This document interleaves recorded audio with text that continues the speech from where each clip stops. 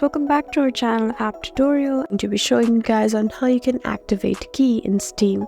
So guys, if you're trying to activate a key but you don't know how to do it, then this video is for you. So guys, when you're using Mac, sometimes instead of activate key, you can find activate a product. So they mean the same thing, so make sure you're not confused with that. Just go ahead and open your Steam app and log in first, and after that, just look at the top where you can find options like Steam, account, view, friends, games, window, and help. Just go to game and find activate a product on Steam. So once you tap here, all you need to do is just enter your key, and in this way you can successfully activate a key in Steam. Hope this video was helpful for you.